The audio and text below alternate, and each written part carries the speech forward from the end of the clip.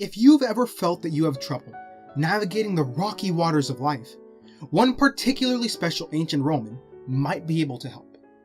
Marcus Aurelius, who lived from 121 to 180 AD, is considered one of, if not the greatest emperor Rome has ever known. Throughout his life, he engaged in a number of wars, but what distinguished Marcus as an influential leader was the way that he thought about the world. Marcus Aurelius was, for all intents and purposes, a follower of Stoicism. Stoicism is a philosophy that focuses only on guiding an individual through their life, rather than trying to explain the wider concepts of the universe, as other philosophies do. In a similar vein, Marcus Aurelius wrote a book called Meditations to organize his ideas and help him cope with the pressure of having to oversee an entire empire. When analyzed today, it can be said that all Marcus really did was write about the same things Stoics before him had already said, but what separates Marcus's work from previous philosophers is the fact that Meditations is essentially a journal revealing his deepest thoughts and Stoic ideas in practice. Because these were written by him to help him live a better life, there's no reason why it can't help us either. So without further ado, let's take a look.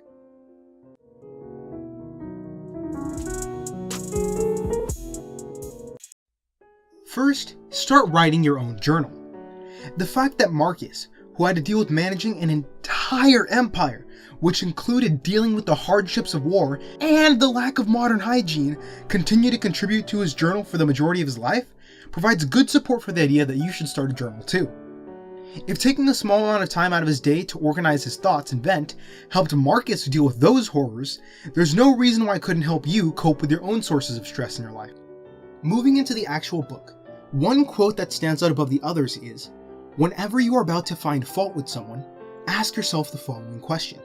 What fault of mine most nearly resembles the one I'm about to criticize?"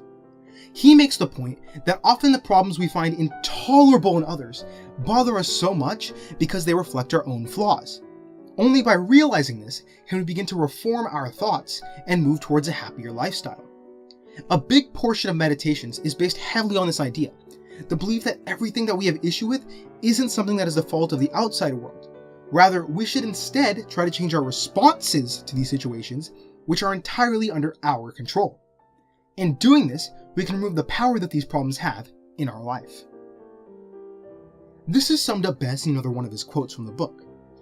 "You have power over your mind, not outside events. Realize this, and you will find strength." But choosing to be more self-reflective doesn't mean that you should shut out the outside world. Marcus writes that, "If someone is able to show me that what I think or do is not right, I will happily change, for I seek the truth, by which no one was ever truly harmed. It is the person who continues in his self-deception and ignorance who is harmed." The central idea here is that it is important to be open-minded. Allowing yourself to become passive or actively resisting knowledge that is presented to you doesn't harm the person who is providing the knowledge. Only the person who refuses the knowledge has their creativity dampened and their ability to improve denied. This idea of having the strength to be better than you were before is another common theme that is echoed throughout Meditations. Marcus describes this best when he provides a tidbit of info. "Here is a rule to remember in the future.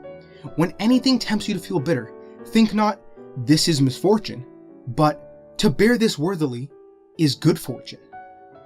Being able to take this new mental approach to something isn't something that comes naturally, but realizing that you have complete control over how you deal with life is empowering and serves as a good motivator.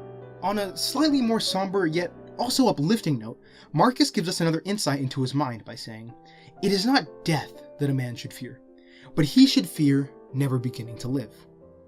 Keeping with the idea that you are the paver of your own path, Marcus, dealing with the tragedies of war regularly, was actively aware of and conscious of his own mortality. It's a reminder that life does not last forever, so there's no better time than the present to begin your journey on pursuing your own passions. Fearing failure is something that is bound to happen, but it is critical that you overcome this desire to stay comfortable and instead embark upon your own journey. Finally, Marcus also believed that it was important to appreciate life and not forget the joy of simply being. He wrote that we should dwell on the beauty of life, watch the stars, and see yourself running with them.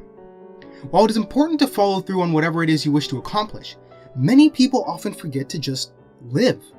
Finding joy in the simple pleasures of the world allows us to not become overwhelmed by responsibilities and to face our obstacles with a calm and rational approach, one that we deserve to have. Hey guys, this is Raj from Inquire. If you like this video, feel free to hit that share button, hit that like button, hit all the buttons! Except, the dislike button. Don't hit that button. Thanks for watching.